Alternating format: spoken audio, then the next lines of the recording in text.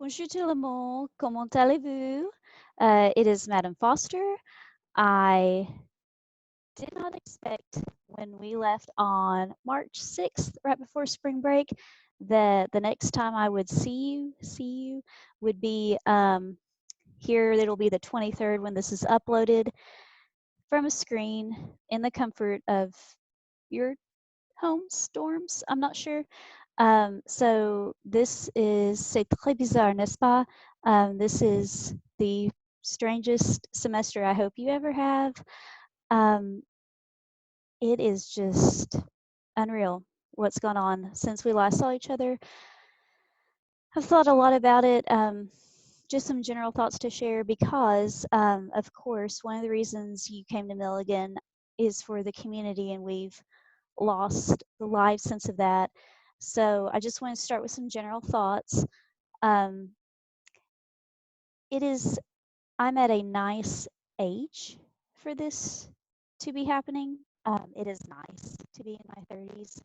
It is nice to be more sure of myself in a home that I have chosen with people that I have married or birthed. The fact that my children are young enough to want to be with me all the time. It does make doing this a little difficult, but it's just a nice time in my life. That seems insensitive. Um, but I just can't help but think about you all and the age that you are and how it weighs on you. Just simple things that even I've thought about, like, oh, there's not going to be a wonderful Wednesday this semester. That's terrible. Just so many things. I know for at least one of you, this was your last semester, so it just breaks my heart. It really does. But we'll let you share your thoughts later. I didn't really think that I could press on with this very first introductory video without addressing, like, this is totally normal. We just do this all the time. So those are my general thoughts. Okay. The situation for me as of right now is that um, Elizabethan High School is closed until April 6th. So I think your first question is, how are we going to do this? I know we have Zoom accounts. What does that mean? And right now the plan is that until April 6th, I want to try starting Wednesday, trying to be on here doing a live meeting for as many of you who can make it at 3:30 Monday, Wednesday, Friday until April 6th. Now, that may change. Your schedule may not allow that, and that's fine.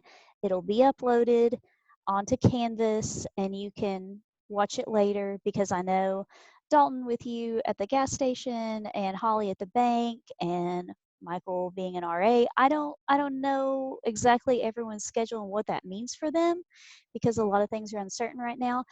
But if you can, try to tune in. Tune in? I don't even know. Try to jump on. I'll give you in the announcements, I'll put the meeting number and we'll all just get used to this. But obviously, this first one is not live. We're kind of at the point where we just need to check off one box a day. And the first box is getting on here, experiencing this. And then on Wednesday, we'll try doing it as a Zoom meeting.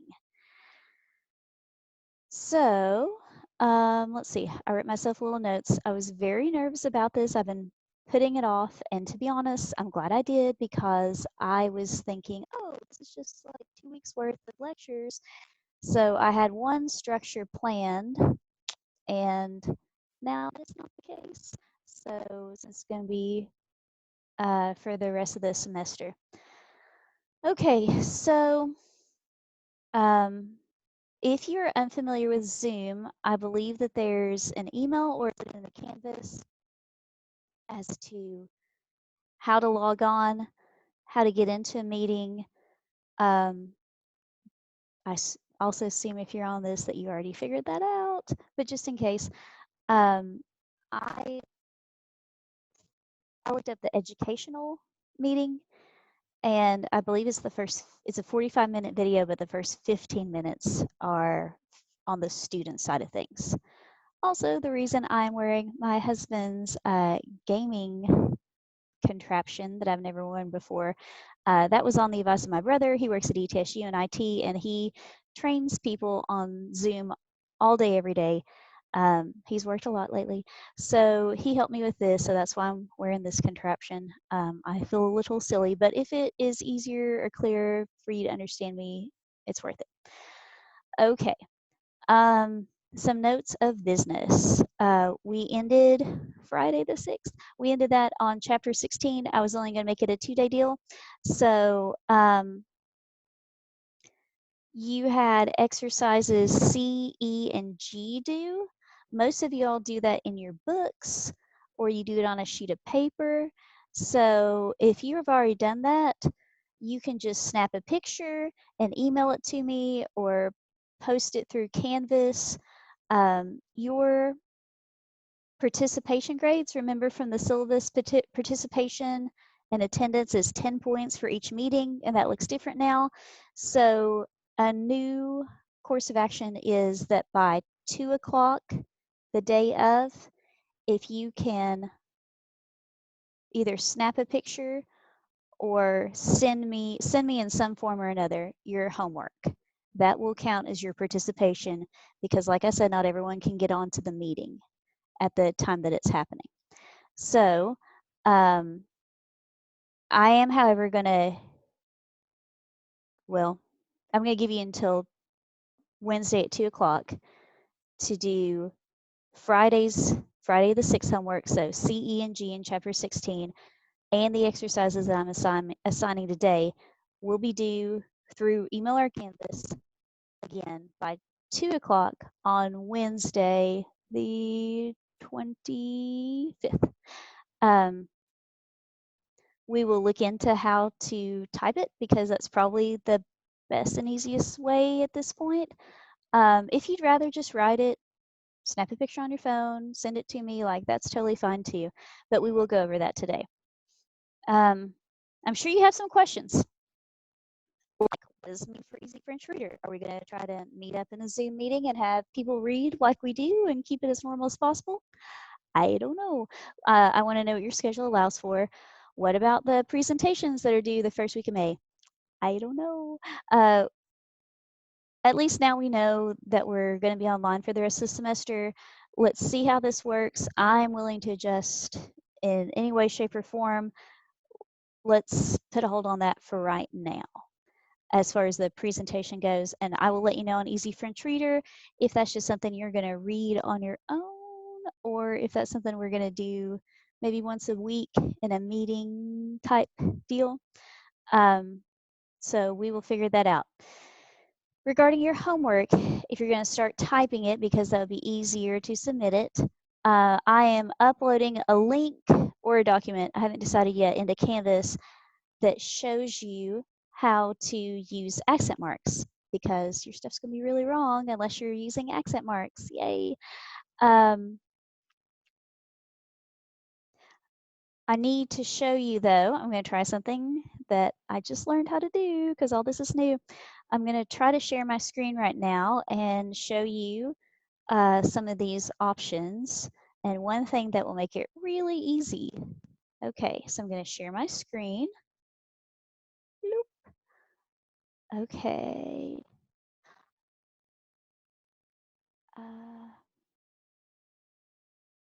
There we go.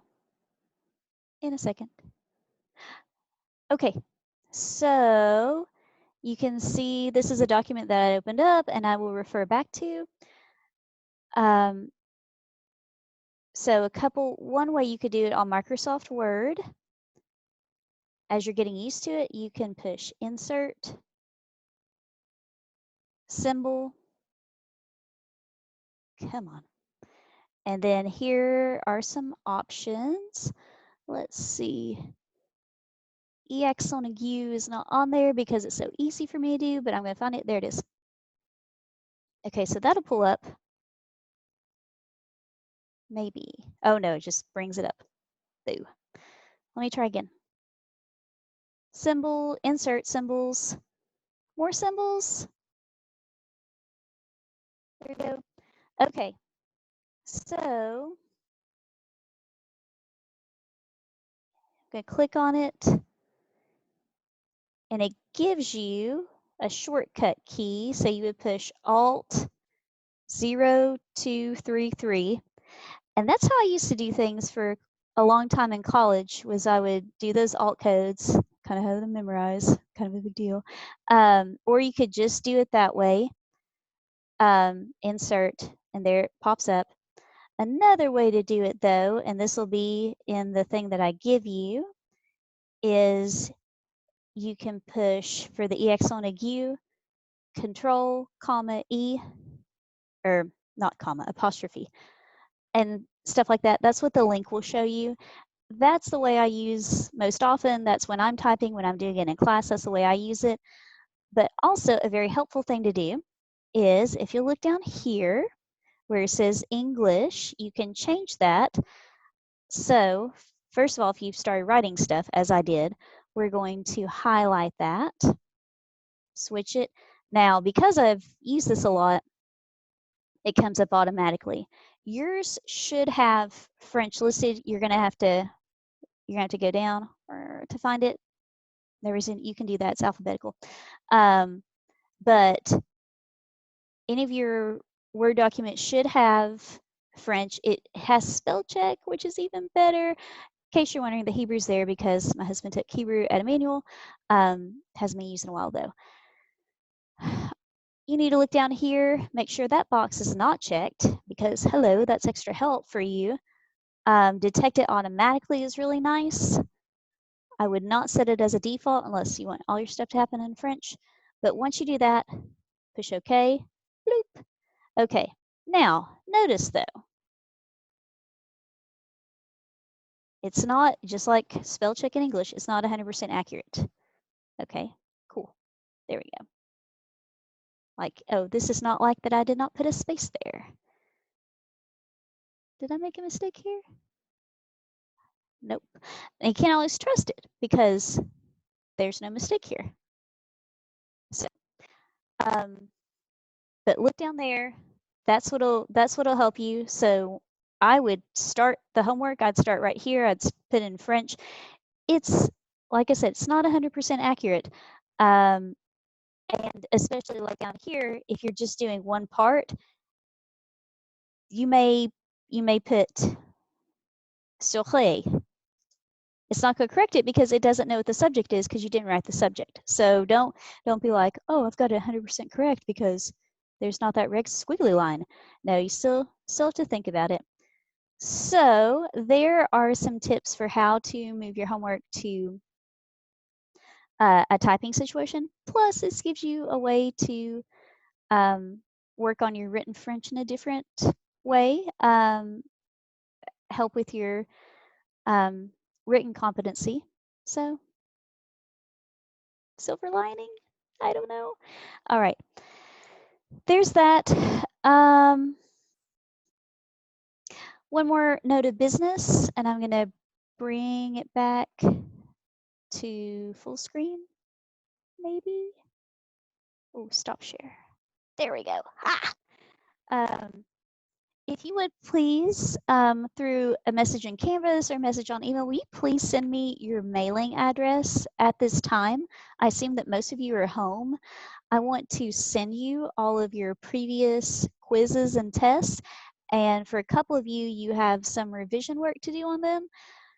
You'll need these for your final. So I want to get those to you so you could have those. So send me your physical mailing address. Okay, now on to part 2 of chapter 16. On Friday the 6th, we covered 3 verbs. So let's state the obvious here. These are not new verbs at all to you. You have learned them in the present tense and the passé composé, conditional future, and you may be wondering why we're doing a chapter on this. Well, honestly, this is just more information. This is information that could have been given to you at the time, but these are really irregular verbs. So for you to sit here just think back when you were learning present tense and you learn devoir, and then it's like, hey, by the way, if you put devoir plus a noun, it means to owe. You would be like, I'm just going to learn how to conjugate this. Thanks. I'm not going to really not going to get into that. That's what this time is for now. So we're going to look a little more closely into 6 verbs that are really kind of bizarre and honestly can give you quite a time if you don't know and you forget how to use them or what their special cases are. So quick review. The 3 verbs we went over on Friday the 6th were devoir, and one takeaway from that is devoir plus a noun means to owe something. It could be a person, you could owe him money, you could owe the bank money. Devoir plus a noun means to owe. Falloir. Falloir only exists in the 3rd person singular, the il, elle, on form. So one big takeaway from that is falloir and devoir are pretty similar in meaning, but if you have to choose between the two, falloir is stronger than devoir. And finally, pouvoir, pouvoir, and I'm going to start getting some pages out for you. So if you want to turn with me, pouvoir was the last one. Can't be able to. Page 176, note D. I said very quickly that pouvoir, you know pouvoir, you know it, conditional and present tense, but pouvoir is used in some idiomatic expressions, and that's going to come up again with our next verb. So idiomatic, idio, is the same basis for the word idiot. It's not known. It's an expression that you can't actually transliterate. You can't look and go think, think, think, and it actually makes sense. So an idiomatic expression can't be directly translated or transliterated. So we have those two there at the bottom of 176. Je n'y peux rien. I can't help it. And je n'en peux plus. So if you find so the reasoning for that, well, there's not one that's idiomatic, but if you find yourself saying, okay, that doesn't make sense, what does that even mean? Then turn back to chapter 16 in that book, and you can find this and you can see it again. Okay, so that's quick review, done. All right, we're starting on new ones. We're starting on page 177. So the 4th of these 6 verbs is savoir. Savoir. We talked about this, I forget which semester, probably very first semester. Savoir means to know. It's one of those irregular verbs in almost every situation. It's irregular in the present tense. It's one of the 3, I'm about to go back on that, but it's one of the 3 verbs in the imperative that has an irregular form. It's not just tu, nu, vu. Remember, it's sache, sachon, and sachet, sachet. So that was fun. But then there's the big deal about savoir versus another verb, connaître. Okay, this is not in your book. This is the benefit of having direct instruction. So savoir means to know, to be able to know how. It means to know a fact. And right now, that's kind of a loaded statement. What's a fact? What's true? What's relevant? What's fake? But if it's a fact, you use savoir. If it's to know how to do something, you use savoir. If it is, the simplest way to put it, if it is a noun, then you do not use savoir. You use another verb, connaître, which is not in this chapter, but you can look it up later. Connaître. We'll see. I wasn't gonna do this, but I don't think you can see it. I'll write it. I'm gonna screen share and write it for you.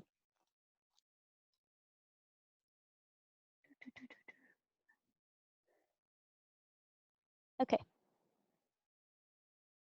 Yes. Okay.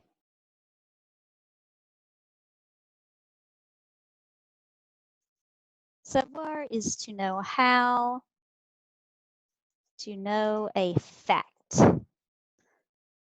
Connaître, this is going to be fun. See? Oh no, that's wrong. I know it's wrong. I'm just too lazy to put the accent there. No, it's in English again.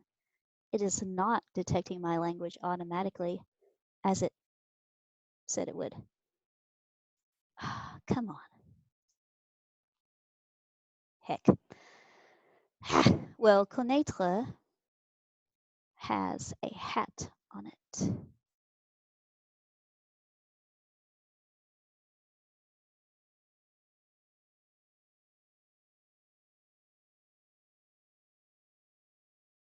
There you go.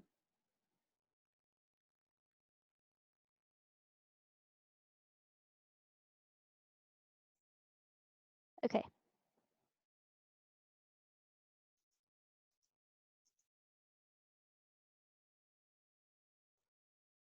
To know plus a noun. Okay. So let's think about that. You can know a person. You can know an. You can know a place. This is always, well, I always go for Asheville. Let's go New York City. You can know a thing. Person, place, thing. I'm going to go back to thing. Or you can know an idea. Communism. I don't know. So, and to know a thing. Okay, Jeeps. Okay, so,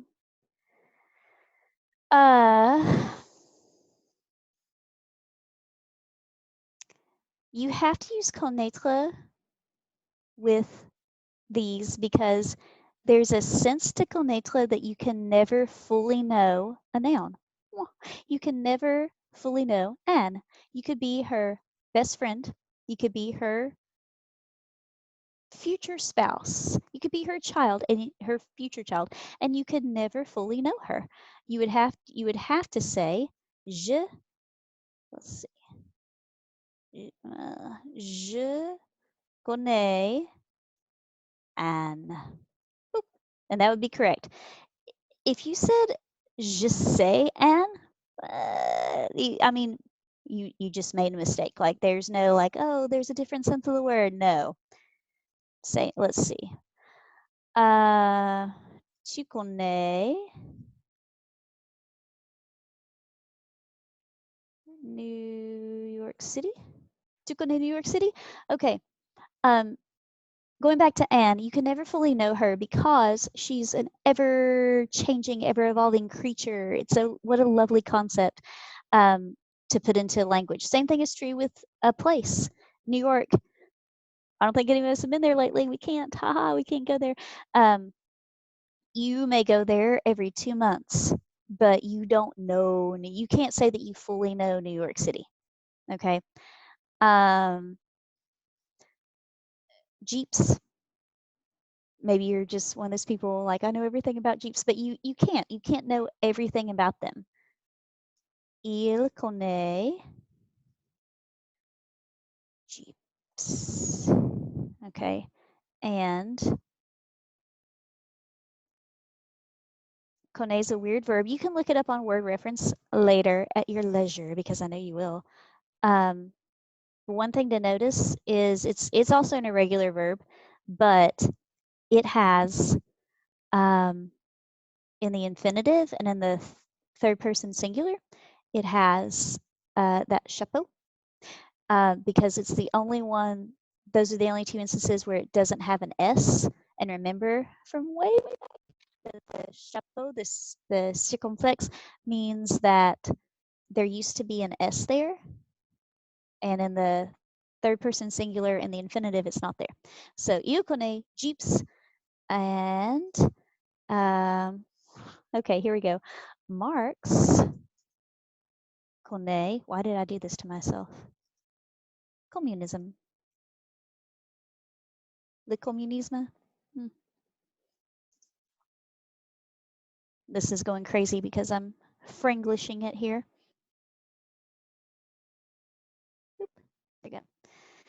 Okay. Now it agrees with me. Okay. So, as much as Marx thought he knew about communism, he can't fully know it. So there you go. What a lovely concept. But savoir, now you could take all of these, like you could know Anne's birthday. That's a fact, but that's not Anne. That's not all she is. So that would be je sais que l'anniversaire de Anne, say, and now I look like a jerk because I know it was this semester, I think. So, je sais l'anniversaire d'Anne. New York City. Je sais que New York City a beaucoup de rues. I know it has lots of streets. Well, congratulations. Félicitations. A thing. Je sais que mon Jeep est rouge. I know that my Jeep is red. An idea. Je sais que le communisme existe. I know that it exists. That's a fact. It exists. So that's your little mini lesson on savoir and connaître. Hopefully this will be my longest lecture ever. I'm sorry. I just have to go there. So there you go. Not in the book. On page 177, I'm going to stop sharing now. There you go. On page 177, it says, but that reinforces what it says on note A. The verb savoir, to be able, to know how to, expresses the mental ability. I can know something. I can know this fact, or to know how to do something. Doesn't mean you know it completely. It just means you know how to do this. I guess because of this, I know how to do something online. Class-wise. I'm not going to sign up to teach an online class anytime soon, though. I have the mental know-how to do this with a lot of help. Okay, if you use in the passé composé, which remember the past participle that is su, su. In the passé composé, savoir means to find out or to learn about something. So that makes sense. But if you just took savoir means to know a fact, and then put in the passé composé, you may miss that it means to find out something. So, yeah.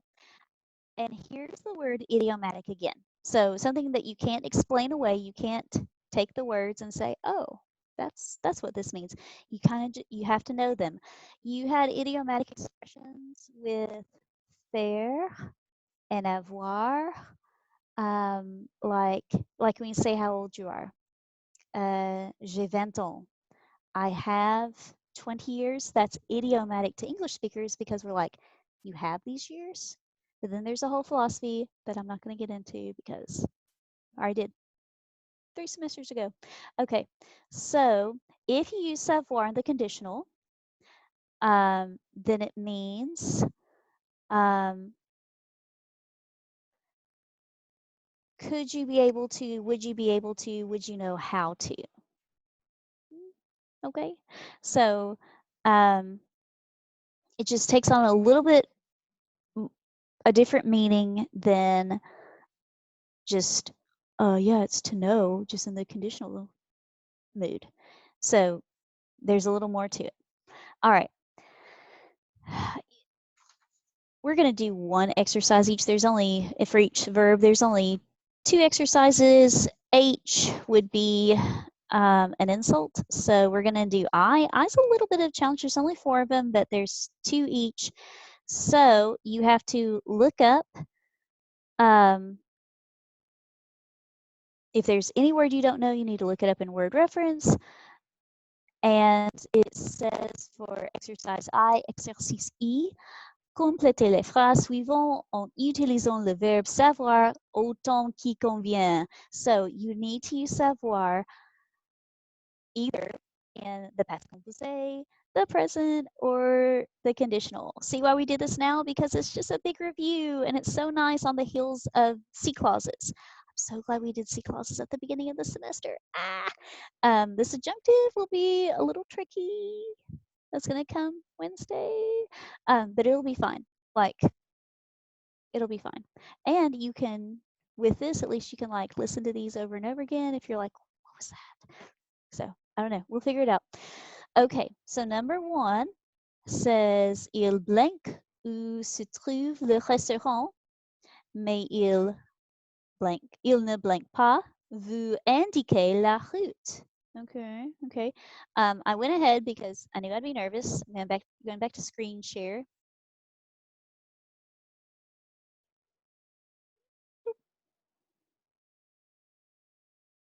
Okay, and I'd like to have you guess, but I already did it.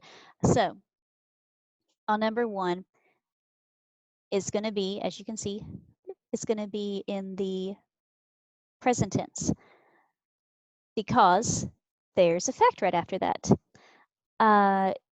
Il sait où se trouve le restaurant. He knows where to find the restaurant. Okay. He knows how to get there. Okay, there's no reason otherwise. Mais il ne blank pas vous indiquer la route. But he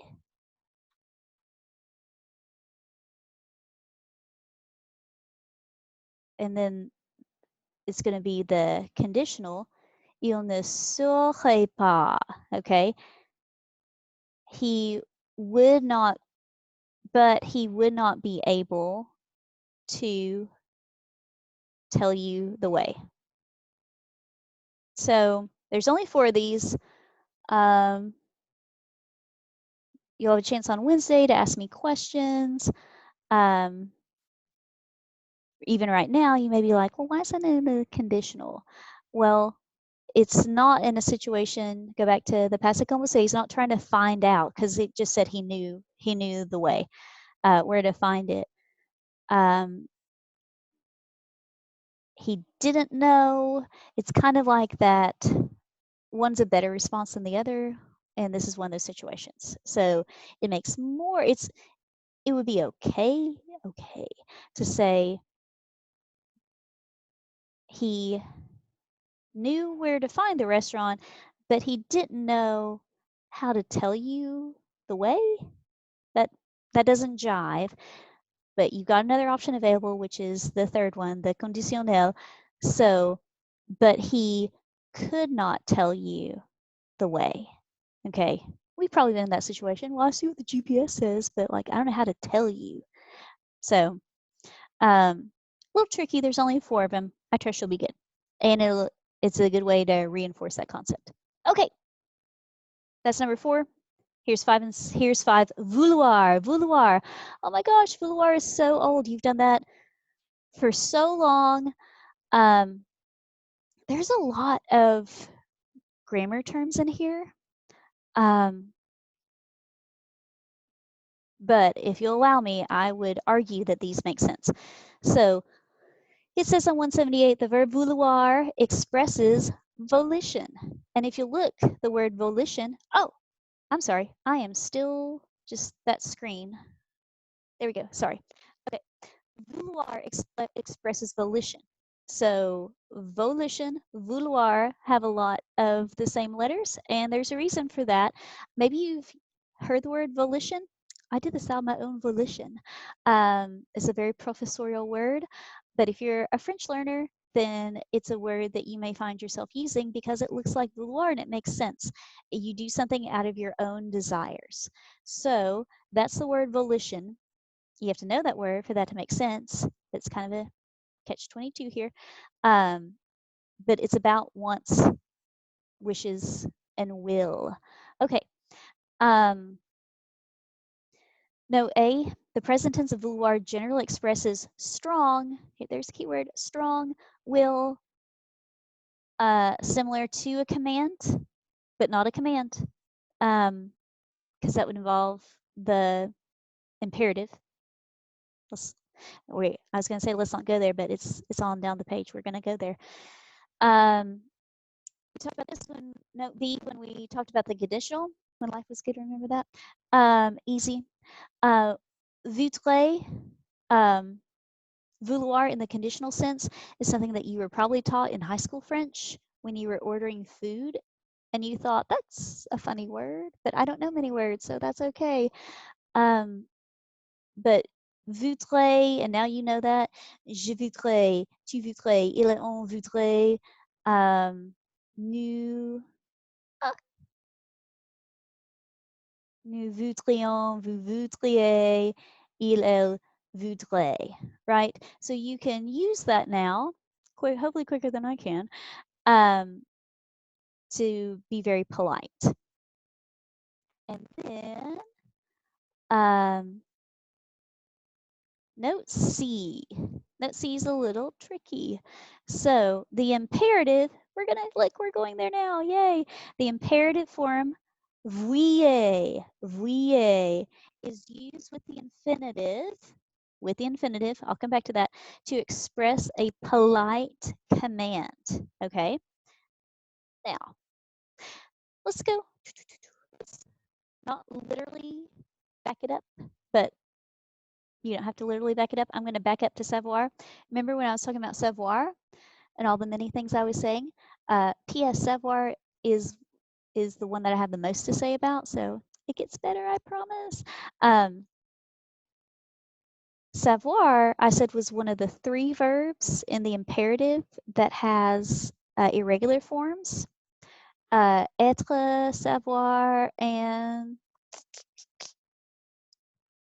faire. That's the other one. Think.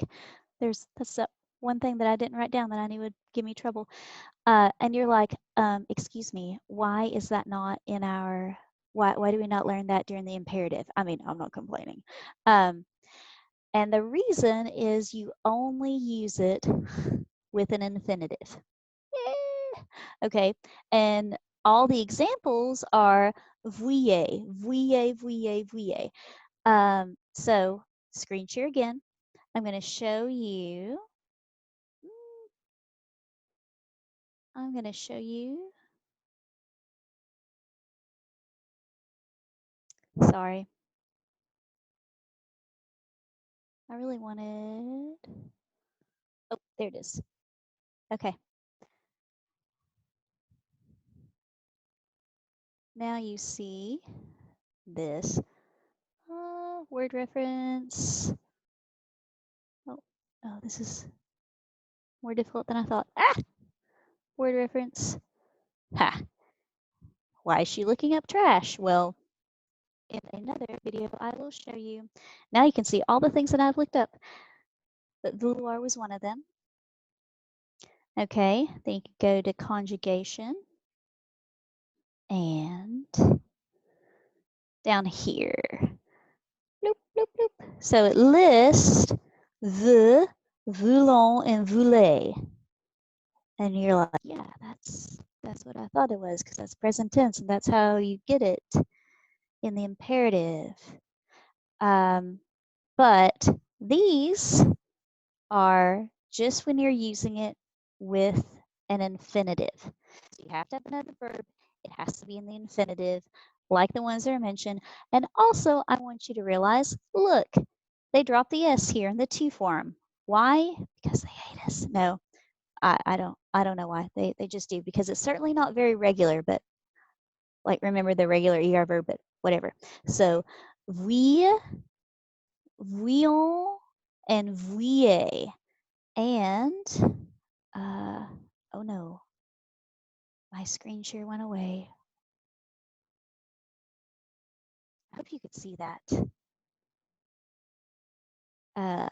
Just in case, I'm going to bring it back up.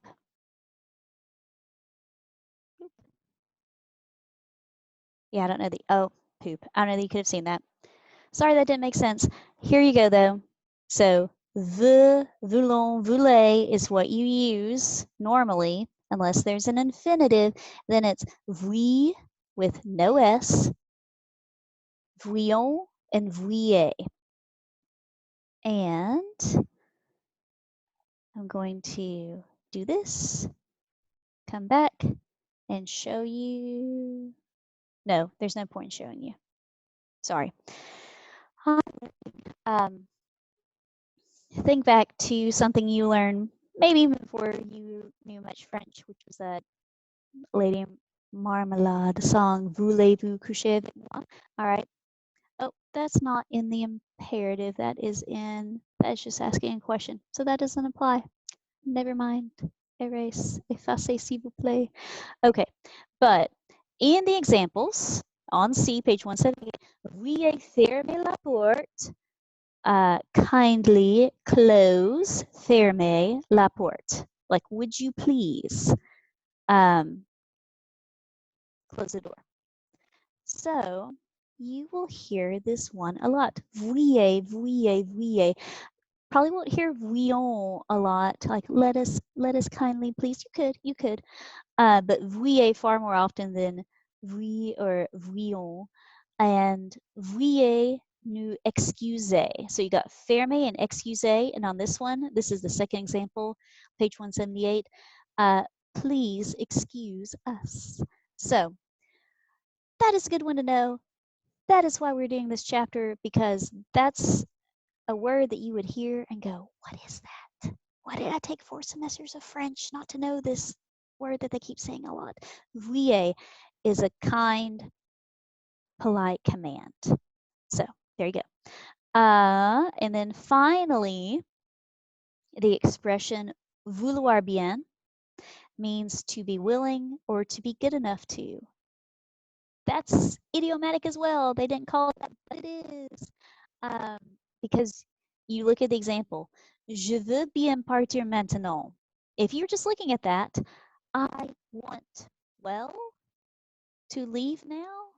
That doesn't make sense. So again, if you find yourself in that situation where you're like, why would it be some form of vouloir bien? What does that mean? Go back to this chapter, chapter 16 in third year book. And it means I am willing to leave now. Not I'm good enough to. That doesn't make sense. But the good enough to is the second example, very last thing on 178. Voulez-vous, there it is, not this song though. Voulez-vous bien m'attendre? Okay, and again, looking at it, would you, well, wait for me? Doesn't make sense? Exactly, it doesn't. So you need to know that vouloir bien means to be willing or to be good enough to. There you have it. There are 3 exercises. You're only doing 1.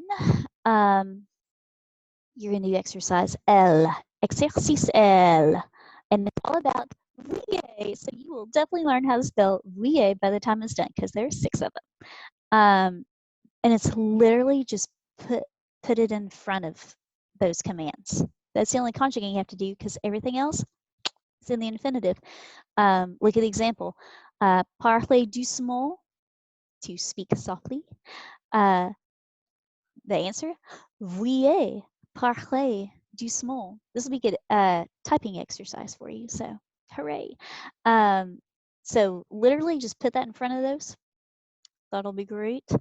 And so if you had just said it, if you just put parler doucement in the imperative, so parler, easy, doucement, speak quietly, speak softly. But veuillez parler doucement. It's, could you kindly speak softly? That's so much nicer. And again, that's a word that you might hear in a French-speaking context, and you're like, what's veuillez? Now you know. So worth it. This whole chapter was worth it. Plus, honestly, this is a good beginning, like transition to online stuff. And even before that, this was just going to be just a nice little break. So, so far, I, L, and you've got one more. Last verb. Last verb is faire. So here's another grammar term. Faire plus the infinitive. Faire, this is on 179. Faire followed by an infinitive is causative. What? Causative. Look at the root word there. Cause. Okay, then the explanation. The subject causes an action to be done by someone else. So that sounds like it's not terribly active. Like it seems like it's in a gray area between active and passive. And that land is causative. So Again, the subject causes the action to be done by someone else. The English equivalent, which sounds crazy, is to have or to make someone do something, or to have something done. Let's look at the examples. On page 180. And notice, notez bien the order. Cet acteur fait rire les spectateurs. All right. So, cet acteur, this actor, fait rire. Okay, rire, ha ha ha, to laugh. So, the actor makes, like, transliterally, this actor, fait, makes rire, to laugh, les spectateurs, the audience. But that's not gonna fly anywhere as a translation. So it actually is, this actor makes the audience laugh. So we do a little switcheroo there. You can see the other examples there. That's the big example. And that's a big deal. Now, the rest of this instructional wise, I am putting it out there, but you're not going to be accountable for it or tested on it in any form or fashion, because a lot of this is stuff that, like, we went over a semester, 2 semesters ago, involving direct and indirect objects and all this. It's giving you a lot of information. I'm going to assist by giving, like, talking you through it, but I'm going to go ahead and tell you your last exercise is exercise M, exercice M, and there's another one where you're going to use word reference if you don't know some of the vocabulary words. Décrivez les faits con les choses suivantes. So describe the effect of the following things. And I love the example. Les bonbons font grossir. All right, and let me do a quick count here. 1, 2, 3, 4, 5, 6, 7. Okay, so every verb is going to be used once, and grossir has already been used. And there are 7, so like the next 6 is closer. So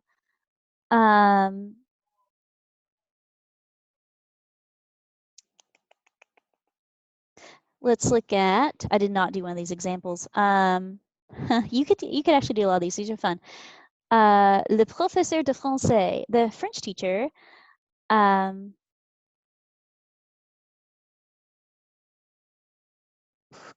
fait, and then you can choose. What does the French teacher make you do? Pleurer, do I make you cry? Rire, make you laugh. Travailler, make you work. Rêver, dream. Rougir, to blush. Whatever. So this will be fun, but it's a good way to reinforce that. Oof, the rest of this. Here are the notes. This is de la sauce. This is gravy. This is bonus. It's not really, I wouldn't call it a reward. Here are more things about fair. Note 1, fair plus an infinitive forms a unit that usually cannot be broken. What does that mean?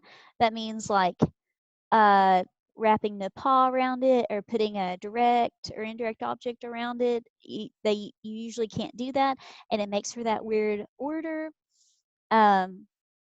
Example, first example, ma mère fait laver la vaisselle à mon frère. All right, my mom makes to do the dishes to my brother. That's the reason it's weird, though. Just like the example that was above it about the acteur, what really is my mom makes my brother, in the sentence, do the dishes. So there's that. I do want you to notice on those, there's 4 examples, all right, in the bottom 2 right there. Il vaut mieux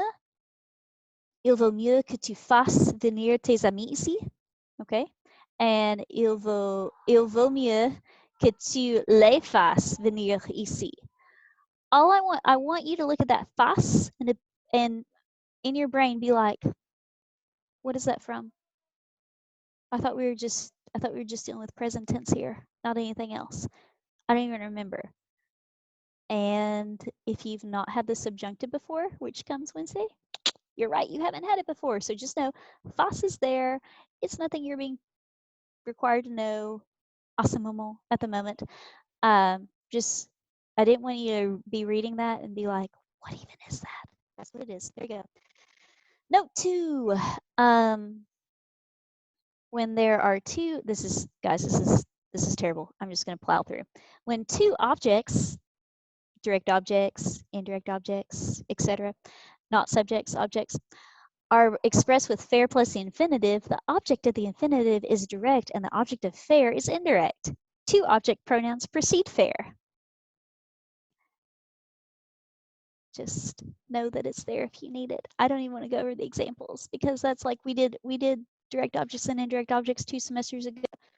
My head hurts just thinking about how to explain this. Look at it. Know it's there if you ever find yourself really confused about something along those lines. Okay, and note 3. In a compound tense, the past participle of faire, followed by an infinitive, does not agree with the preceding direct object.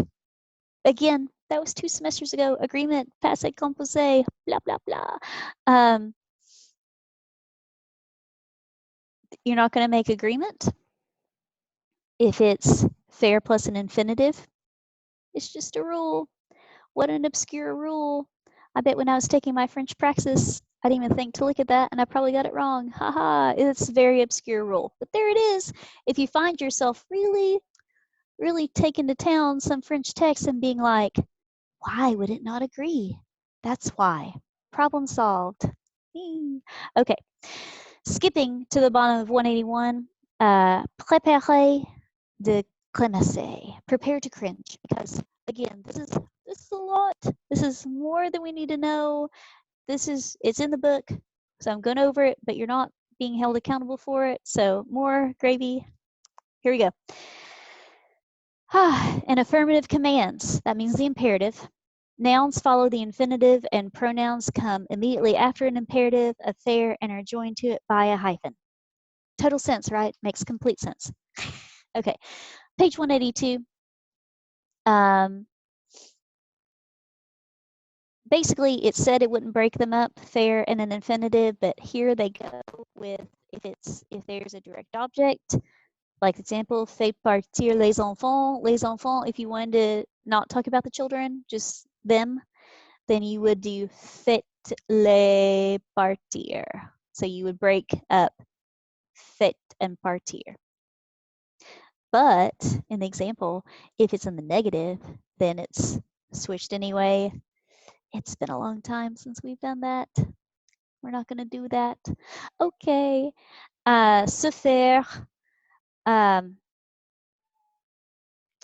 This bears mentioning because I've seen se faire at times that I'm like, what is that? Se faire plus an infinitive is used to show that the subject is having something made or done for himself. Okay. So look at those 2 examples. Elle s'est coupé les cheveux. She cut her hair. Remember reflexives. So she cut her hair. S'est coupé herself. That's where that se comes in. Versus il s'est fait couper les cheveux. She had her hair cut by someone, which reinforces faire plus a infinitive. It's just se faire plus an infinitive, and we're done. So you will not be accountable for any of that. That's just extra stuff. So I, L, and M, as well as Friday the 6th work, which is in this chapter, C, E, and G. I want that submitted to me via Canvas or email by 2 o'clock on Wednesday. If you can, meet back up with me on this little Zoom meeting. Wednesday at 3:30, unless something changes in my schedule, which it shouldn't because I am quarantined as well. But if not, I'll send something out on Canvas. I'll send an announcement with some of the general things and that link for the how to form the accents on a Word document. All right, do not hesitate to contact me via email or messaging Canvas. Je suis très triste. I'm still so sad about all this and that we don't get to see each other in person. So, je suis très désolée. I'm just so sorry about all this. And we'll share thoughts at a later date, maybe Wednesday or Friday, depending on how the meetings go. But that is officially all for now. This is longer than I want it to go, so I'm sorry. I'm going to try to make them shorter.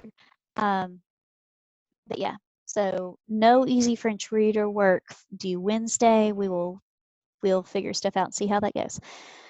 So until then, à plus tard. I'll see you later. Au revoir.